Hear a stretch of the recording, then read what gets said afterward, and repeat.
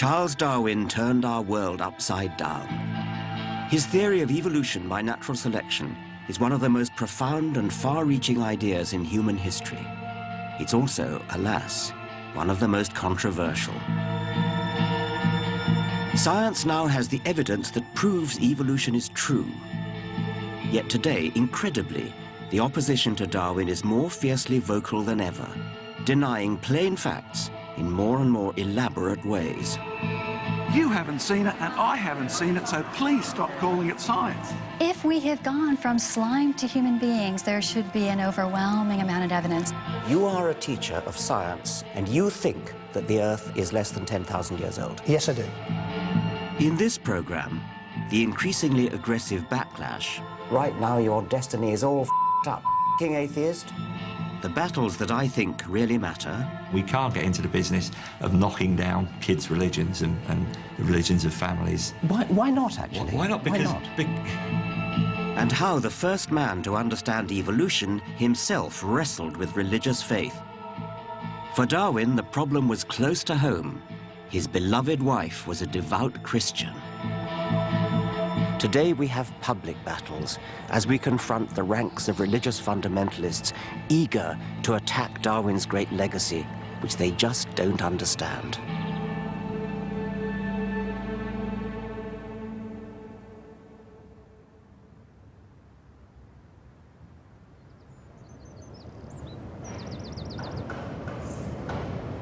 When I was a young boy, I looked to God to explain life. And then I was introduced to Darwin and evolution by my father. At first I didn't get it. It didn't seem possible to me that something so simple could explain so much. But then I learned about it a bit more, I thought about it a bit more, and then suddenly the penny dropped. I really got it. This incredibly simple theory really was capable of explaining everything about life, the beauty, the complexity, the diversity. And then I thought, well, if science can explain something so apparently inexplicable as life, who knows what the limits might be on what science could explain more generally, without any recourse to the supernatural. At that moment, I became an atheist, and I've never looked back.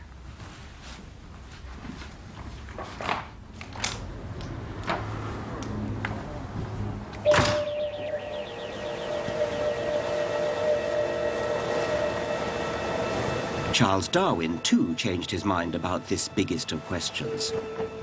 As a young man, during his voyage on the Beagle, Darwin still believed that God had created the world and everything in it. But then he came across more and more evidence that showed that life must have evolved.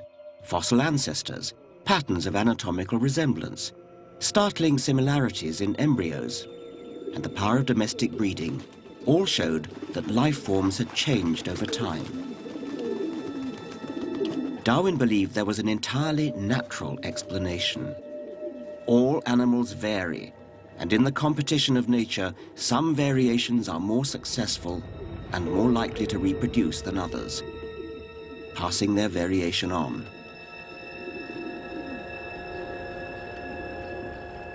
Here in his study at Down House, Darwin grasped that the religious story of creation ran against the evidence of the natural world. With evolution, God just wasn't part of the picture. But there was a problem for Darwin. His wife Emma was religious, and the trouble began soon after they got married in 1839. Emma wrote him a letter describing her deep faith. But Darwin was no longer convinced there was a God. He agonized over the letter and scribbled on it, "When I am dead, know that many times I have kissed and cried over this." Darwin never criticized religion directly in public. I think he didn't want to hurt his wife's feelings. Instead, he let his science do the talking. He predicted that science would bring about a gradual illumination of minds. Yet, sadly today, it seems harder and harder for people to see the light.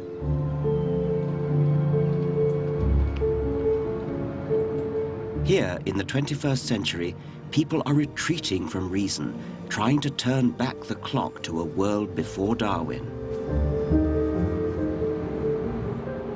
You see, Genesis chapter 1 says everything that God made was very, and none of you think kill or be killed, survival of the fittest, nature red and tooth the claw is good.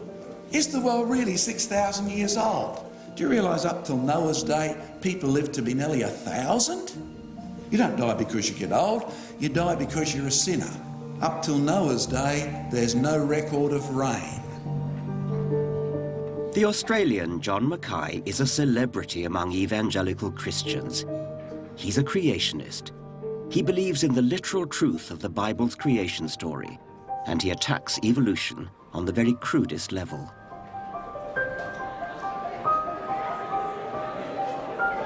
So I didn't grow up brainwashed with this. It's the result of finishing my university course, listening to students say, if evolution is true, why can't we see it happening? Third-year genetics question to the professor, right? You take that question seriously, do you? Oh, yeah. And the professor, his answer, I took even more seriously when he said, well, it happened so slowly you wouldn't expect to see it happening. And all of a sudden I thought, hang on. And that's true. Good. So in other words, what you don't see happening is not science. It's unobservable. And you were the first person to admit it on PBS. See. You're using the word see as meaning see within one lifetime. If a phenomenon takes millions of years, of course you're not going to see it. Which means you have a faith position. It does not. And you need to admit it. It means you have to use other there. evidence than the evidence of one man's eyes. It means you have to look... sorry, Darwin was only 1859. That's only 150 years ago almost, right? And you haven't seen it, and I haven't seen it, so please stop calling it science and call what you're teaching philosophy or atheism if you're going to really be honest, and my time is up. That's ridiculous, but anyway, thank you very much. Thank you.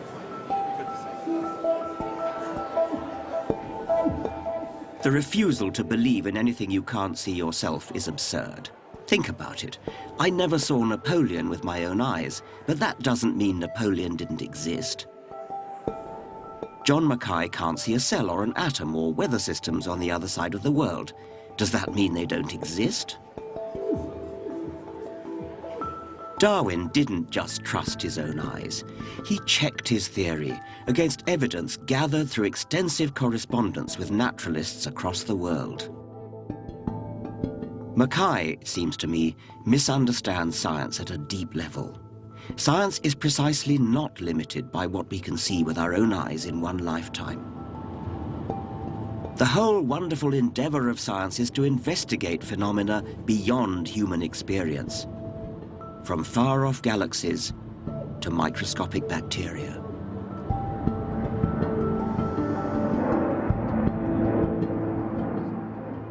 Creationism's next best strategy is not flat denial, but to claim there is evidence against evolution and that a genuine debate is yet to be had. This is the creationists' favorite claim in America, where the battle between faith and science really rages.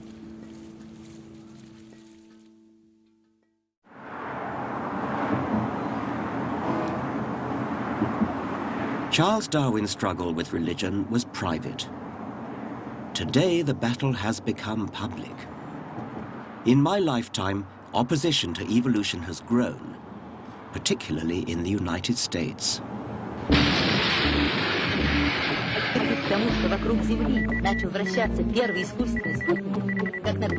50 years ago, the Soviet Union launched Sputnik, and the space race began. In response, the Americans made science priority number one. The government poured money into science education. For the first time, evolution was taught in every classroom in America. But the religious fundamentalists hit back. Tell me, Joe, how does he explain away God?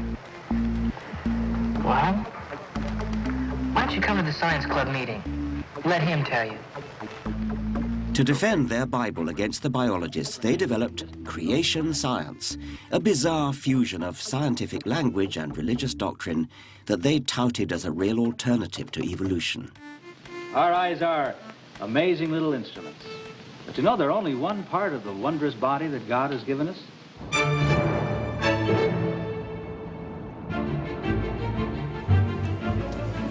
I worry that this is brainwashing, not science.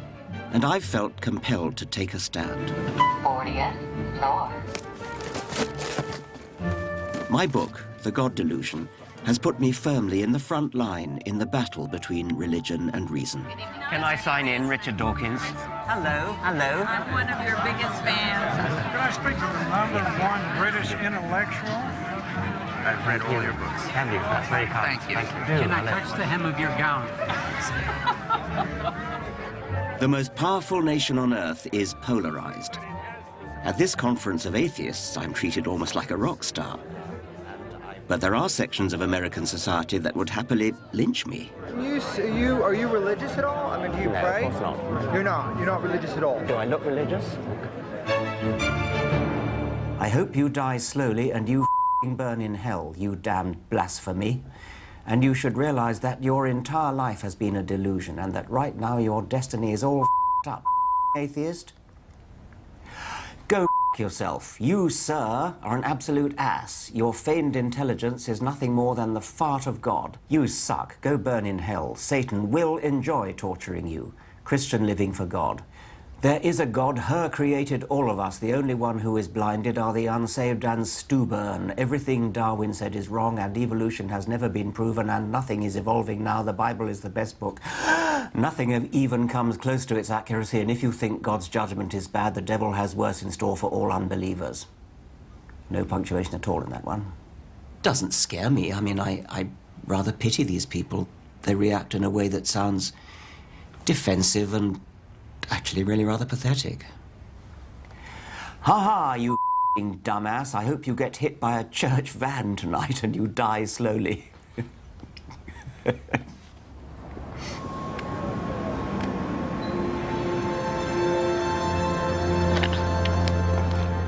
But there's also an entirely different kind of opposition, slick in style and with a more polished line of attack.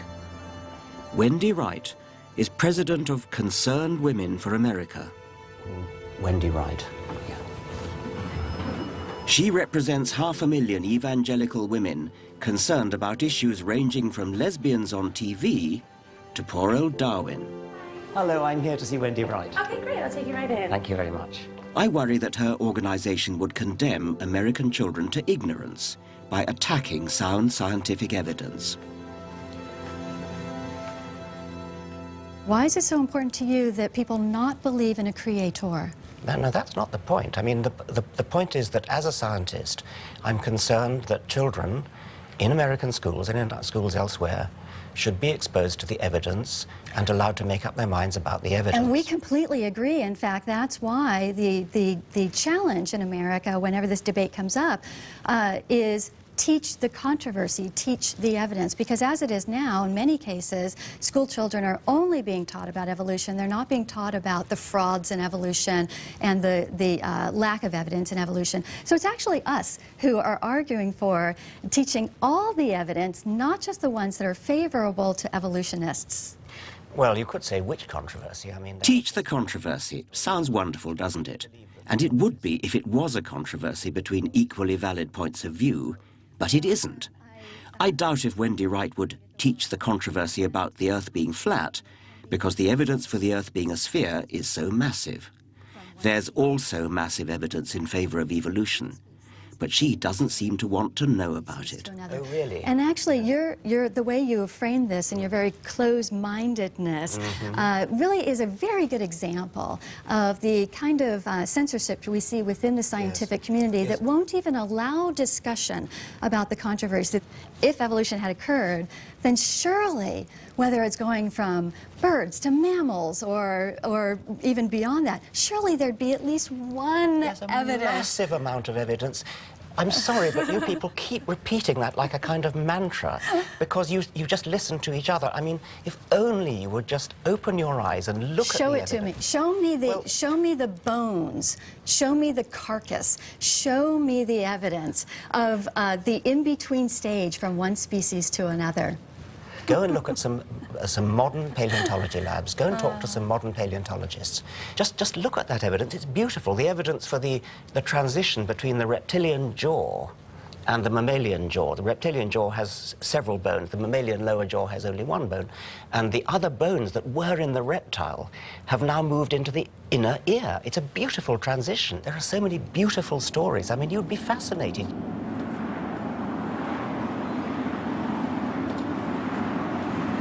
So, is there evidence for evolution or isn't there? Let me show you.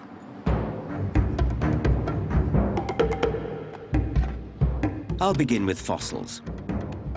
There are now literally millions of fossils in museums all over the world. They've been dated and documented, and the relationships between them analyzed. When mapped out through time, the anatomical connections can only be explained by evolution. All life is related in a vast family tree. Fossils also show how life forms change over time along individual branches of the tree. Look at these skulls. The so-called missing links show the growth of our ancestors' brains over the last 3 million years, as we evolved from something like a chimp on hind legs to modern humans. But there's even more convincing evidence. There is a code of 4 chemicals in every cell of every living thing, DNA. Today, machines like these can analyze and compare DNA with absolute precision. So Darwin's theory can be tested. Is it true? Yes. The results match the fossils. DNA links all life through the code, and the more closely related 2 species are physically, the more similar their code. This is just part of the mountain of evidence that supports evolution. Some religious people just don't know enough about it, but some do, and their strategy is even more bizarre. They see God's infallible hand in everything. Well, the evidence that we have is the same for both of us, but whereas you might see fossils as evidence for evolution, I might well say this is evidence for a worldwide flood. Would you want someone like this teaching your children science in Britain in 2008? This is Nick Cowan, chemistry teacher at a well-respected northern grammar school. And he uses American creationist material in his general studies class. But you know, it's not just fossils, don't you? The molecules of DNA, the molecules of protein that you look when you look at a mole and a rat and a kangaroo and a human and a monkey, they're all hard molecules that you can see just as you can in your chemistry teaching, and they fall on a perfect family tree. It all fits, it's so elegant, and you as a scientist would appreciate it if only you could remove your blinkers and look at it as a scientist should. How old do you think the world is, by the way? I don't have a... if I said less than 6,000 years, you probably feel this man is crazy. But I've had a look at this. I don't know. The dating methods we have are flawed in their methodology. You are a teacher of science in a major British school, and you think that the Earth is less than 10,000 years old. Yes, I do. I would rather believe God, who was there, who's told us, than scientists who are fallible, who don't know the past, who weren't there. And again, all I'm doing is... This is a classic old chestnut. God is infallible. Therefore, the Bible is right. It's as if I claimed Darwin was infallible, so what he said was always right. Luckily, scientists don't work that way. We sustain our ideas not through sacred texts, but through reason and evidence. And again, all I'm doing is bringing healthy debate into the science lesson. We have about a dozen different radioactive clocks, and they all point to roughly the same answer, which is that the world is between 4 and 5 billion years old. And when you say God told us, you're talking about a particular document for which there is no particular historical authenticity, and you're putting that above the whole of science, and you are a science teacher. If there is a God, his word must be more important than the work of fallible human scientists. I'm all in favour of teaching children to think for themselves and to question for themselves. That's great. But there are limits to that. And I think that when the evidence is so massive, you owe it to the children to teach them what the evidence is.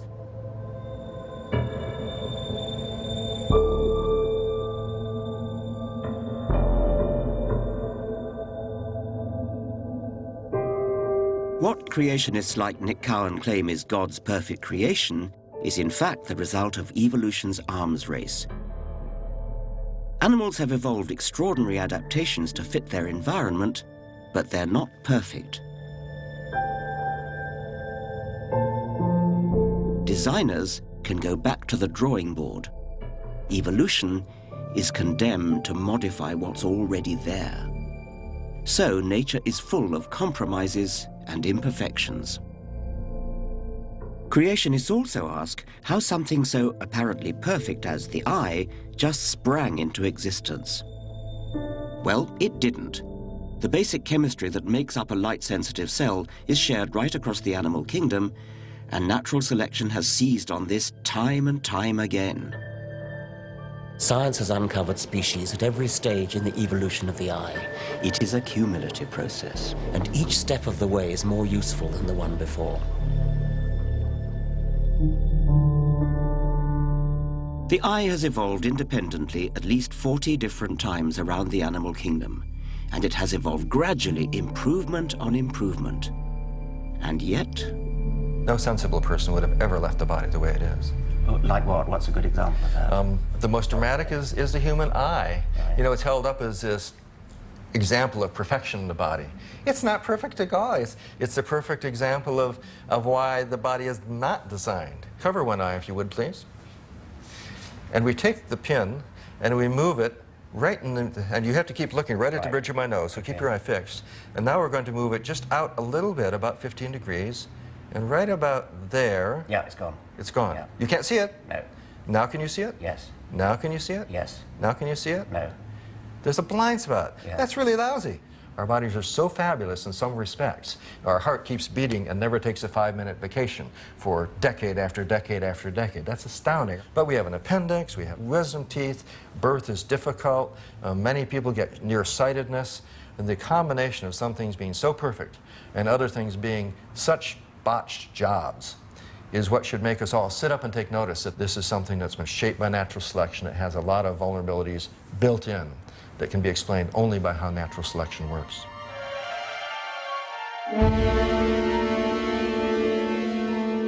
So our botched, compromised bodies are themselves evidence of evolution.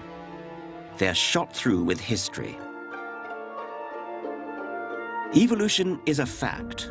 It's documented by science to the same degree Napoleon is by history. Some things are just true. They're not a matter of choice or opinion. But you'd never guess that in the place where this matters more than anywhere, in our schools, where the teaching of evolution has become a hugely sensitive issue for science teachers. This is multicultural Britain, and one of its fault lines runs straight through our children's classrooms. How do we reconcile scientific truth with the deeply held convictions that bind religious communities?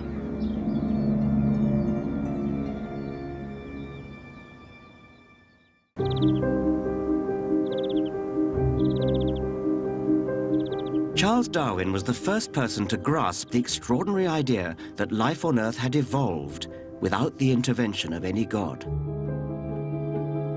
And I've always been intrigued by how he himself wrestled with what that meant for religion. Darwin was deeply worried about how religion spread, not through reason and evidence, but by being seeded in children's minds at a young age at school. He wrote that it would become as difficult for them to throw off their belief in God as for a monkey to throw off its instinctive fear and hatred of a snake. Darwin became concerned by what he saw as the stupid classical education at Rugby School, dulling his eldest son William's once lively mind. So he was prepared to brave the snobbery of Victorian society to send his 4 other sons to the less prestigious Clapham Grammar School, because it had strong science education. 150 years later, Darwin would find reason to be equally anxious about what his children were being taught at school. The compromised values of multicultural Britain mean that teachers hesitate to offend the religious beliefs of their pupils, even when these directly contradict scientific fact.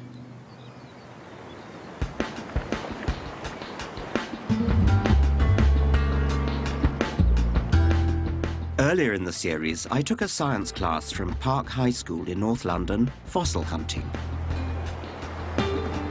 I was amazed by their lack of knowledge and understanding of evolution. So, what do their science teachers have to say about this? I worry they're tiptoeing too respectfully around traditional beliefs. Some kids just won't accept it. You know, that they're brought up in families where they just don't believe it, and that's an end to it. There's no lack of understanding of it necessarily. It's just, you know, we can't get into the business of knocking down kids' religions and the religions of families. Why not, actually? Why not? Because because we teach science, and I would not feel comfortable talking about anything but science. So if I present the scientific case and I make sure they understand the scientific case, I think I've done my job. Yeah. But their acceptance of it is a separate issue. For some students, truth isn't something they see coming through science, even though our emphasis is on ideas and evidence to support these ideas. A lot of students have a religious narrative that's very important to them. It's an important part of their life, through their family and their culture.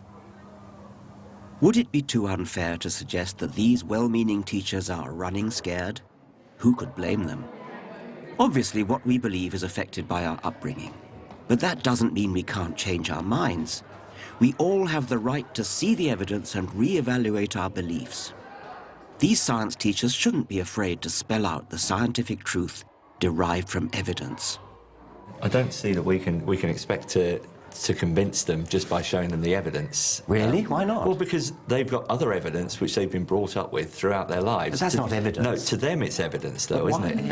Yeah. And to their parents. We're talking about something very fundamental here. We're talking about young people. We're talking about identity. It's not our place to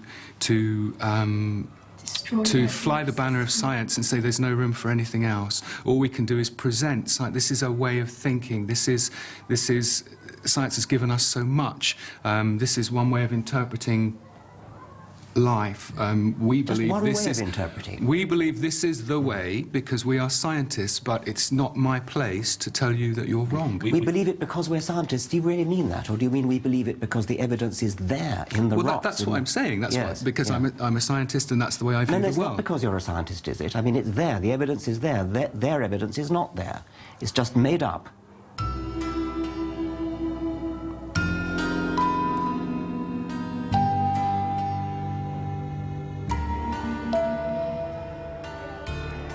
You don't believe that the Earth is round only if you're an astronaut. You don't believe Napoleon existed only if you're a historian. You believe these things because they're facts proved by evidence. Evolution is also a demonstrated fact. The truth really is out there. It's not a matter of opinion. Relativism, the quaint notion that there are many truths, all equally deserving of respect, even if they contradict each other, is rife today. It sounds like a respectful gesture towards multiculturalism.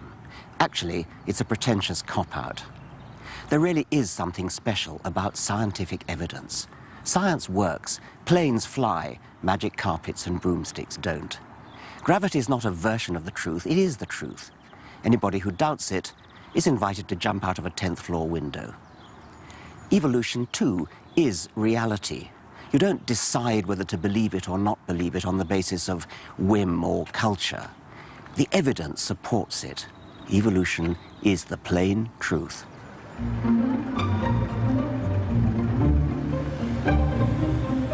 Where has all this wobbling come from? Well, it started right back in the 19th century, in Darwin's time.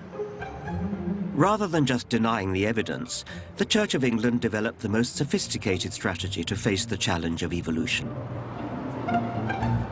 It saw evolution as one truth within a bigger one, and embraced Darwin in what one might call a comfortable relativist fudge. Science would explain the workings of nature, and God could take the credit for getting science started in the first place. It's a subtle argument put forward by the most powerful Christians in the world. Let's take it on in its modern guise. Darwinism as a theory of how evolution works, a highly plausible, highly credible theory about biological history. I don't have a problem with that.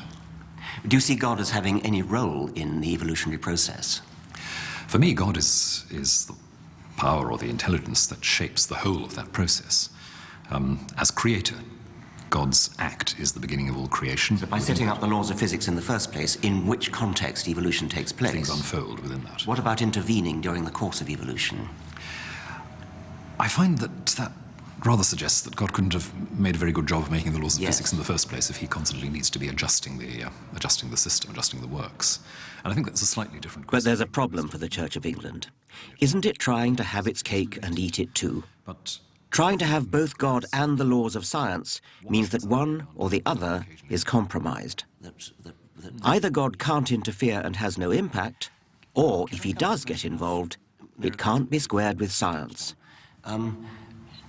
You do believe in some of the New Testament miracles, I mean, such as the virgin birth and any others, I mean, the raising of Lazarus. Yes, and the raising of Lazarus, yes. Okay. Now, isn't there a kind of mismatch between your view of science as something that God doesn't interfere in and that somehow he made it right in the first place?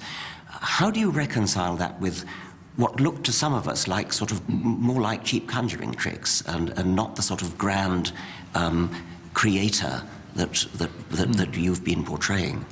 I think if you start with a picture of God outside messing around with the works, you are in danger of getting into the conjuring tricks model.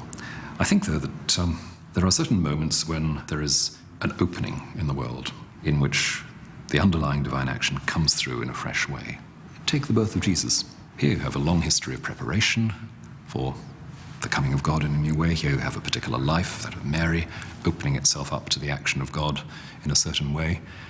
And then something fresh happens, which is not, if you like, a suspension of the laws of nature, but nature itself opening up to its own depths, something coming through. Now, I'm not sure what that means. It sounds to me awfully like suspending. Poetic language. It's poetic language. And I realise that there are ways of talking about that which do simply sound like God interrupting things. I mean, I, of course, love poetic language, but there does come a time when you worry that people are going to misunderstand it as... Or that it's a way of wriggling out of hard questions.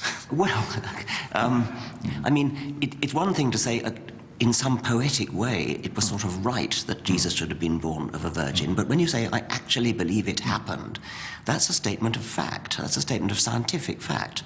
It happened.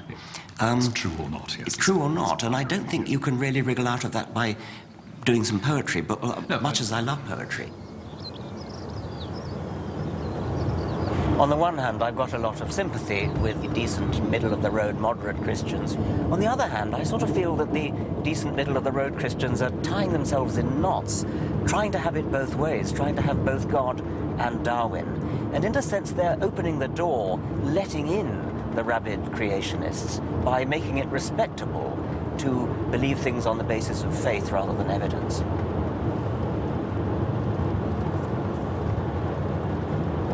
So, deny, attack, absorb. Now we've gone through the range of strategies by which religion tries to deal with Darwin. I think they all flounder, but even I can see why religion puts up this resistance. I get letters from readers who have understood the truth of evolution, but somehow wish they hadn't. Darwinism can be unsettling, even frightening.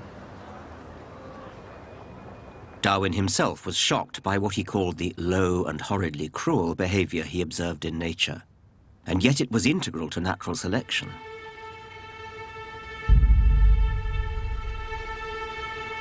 One piece of research shook Darwin to his core. He knew how some insects, like this parasitic wasp, lay eggs in the larvae of other insects so that their young, when hatched, can feed on them. They also sting each part of the prey's nervous system so as to paralyze it, but not kill it, to keep the meat fresh. So the victim may be aware of being slowly eaten away from inside, but unable to move a muscle to do anything about it. How do we face this deeply disturbing truth? Duck under a security blanket of faith in God? But then, Darwin wondered, what kind of God would create an animal that can only exist in this horrible way? Isn't it better to embrace reality, bleak as it sometimes may be, than to avoid it and live a lie? In the teeth of life's hardships, Darwin was determined to live authentically. He hadn't just observed suffering as a scientist, he experienced it himself in his own life. Darwin had always had a particularly strong bond with his eldest daughter, Annie. He was charmed by her make-believe worlds and her neat little scrapbooks, while she liked to smooth his hair and pat his clothes into shape. But at just 10 years old, she suffered a painful, lingering death following a bout of scarlet fever. Darwin was devastated. We have lost the joy of the household and the solace of our old age. His devout wife, Emma, told the other children that Annie had gone to heaven. For Emma, suffering helped to exalt our minds and to look forward with hope to a future state. Darwin, by contrast, could find no meaning or religious consolation as he faced the desperation of bereavement. After the initial period of mourning, he and Emma scarcely spoke of Annie, but they never forgot her. Religion became a source of tension between them.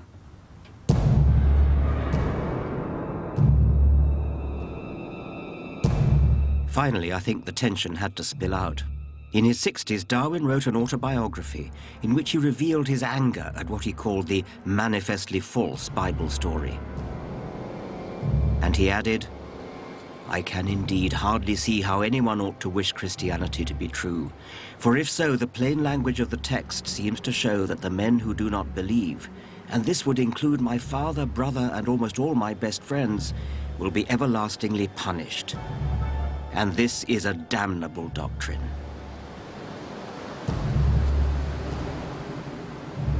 Though his autobiography was written for his family, Darwin must have known it would be published after his death.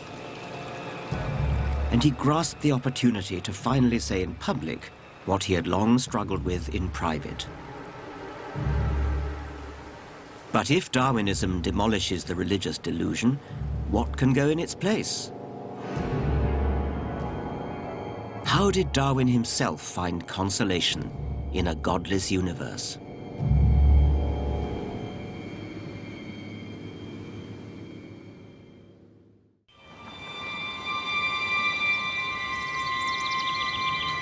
Religious people attack Darwin for, in their view, draining some of the wonder out of our world, for the bleakness of his vision of nature. The playwright George Bernard Shaw really hated Darwinism. He said, "When its whole significance dawns on you, your heart sinks into a heap of sand within you. There is a hideous fatalism about it, a ghastly and damnable reduction of beauty and intelligence, of strength and purpose, of honor and aspiration." There's no doubt that people do find a Darwinian view of life bleak and unsympathetic, but it's still true, and we can't get away from that. And further, in any case, there is a sort of happiness, there's a sort of bliss in understanding the elegance with which the world's put together. And Darwinian natural selection is a supremely elegant idea. It really does make everything fall into place and make sense. And I find great consolation, great happiness in that level of understanding.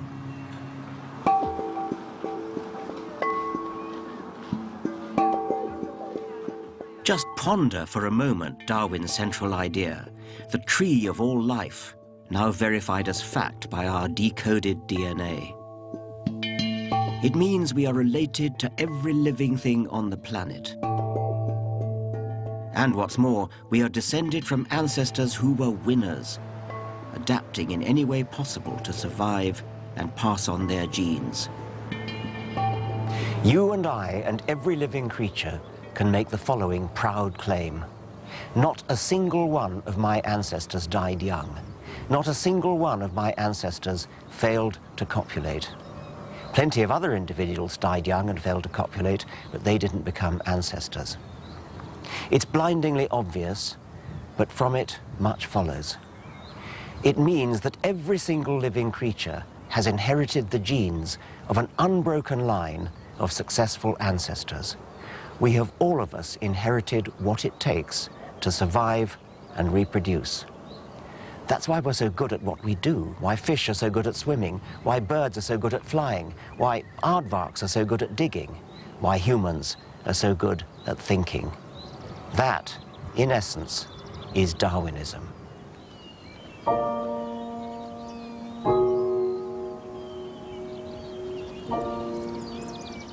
Darwin had to bury 2 more of his children in his lifetime.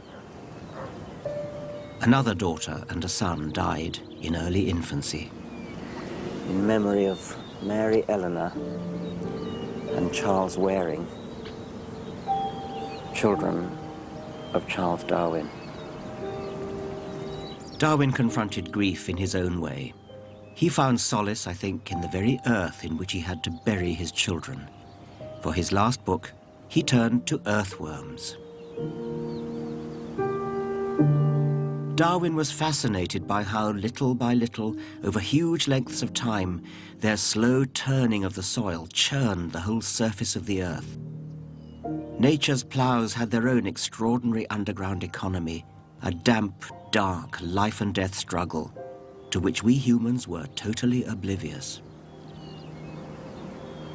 I doubt, Darwin wrote, whether there are many other animals which have played so important a part in the history of the world.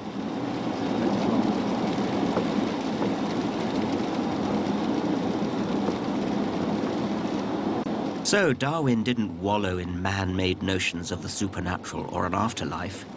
His down-to-earth wonder at nature was his cure for loss of faith.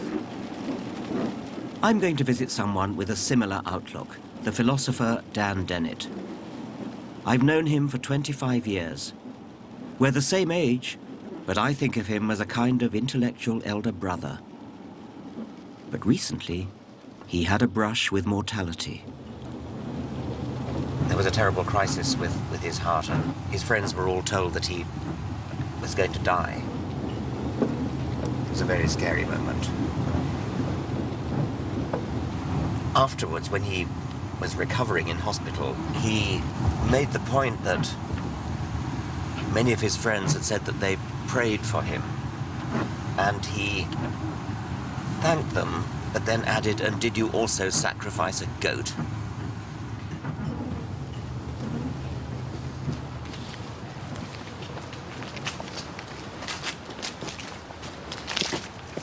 Dan has no shred of faith in God or eternity. Does he think his Darwinism would deny people comfort? I think it only undermines a crutch that they don't need, and that's the crutch of an absolute immortal soul. That's an idea that a lot of people think is very important. And what it does, of course, is it replaces it with the idea of a material, mortal soul. Yeah, we have souls, but they're made of neurons. And the little neurons individually are just blind little bio-robots. They don't know, they don't care, they're just doing their jobs. The amazing thing is that if you put enough of them together in the right sort of teams, you have basically a soul. You have the control system and the memory of a being that can be held responsible, that can hold himself or herself responsible, that can look into the future. And when people say, well, where do you get your consolation from? I sort of feel, well, how much more do you want? What? Indeed. What could be more wonderful than being part of this amazing living tapestry of growth and exploration and innovation, all happening in not a million, not a billion, but in a trillion places at once. Just to look just at our planet, the exuberance of the life processes going on around us and all of the creativity that is there is just stunning. It's great to wake up in the morning and realize that you're a part of this. And not only are we a part of it, but we can reflect on the fact that our ability to realize that, our ability to understand it and to exult in it, is itself the product of the same process. Our brains that are so capable of appreciating this have been produced by the very same process that we are now appreciating. Sometimes I like to say the planet has grown a nervous system, and it's us.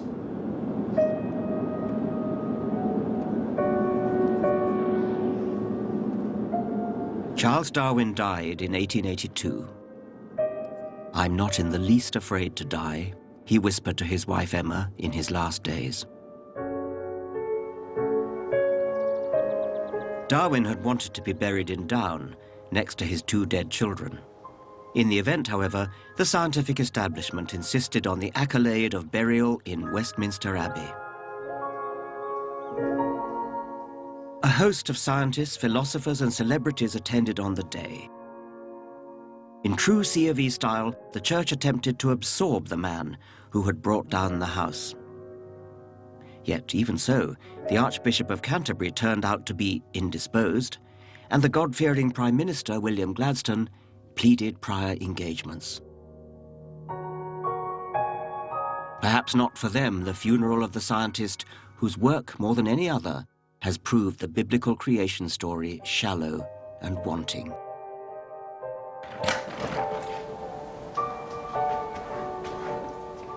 I revere Charles Darwin. He made sense of life.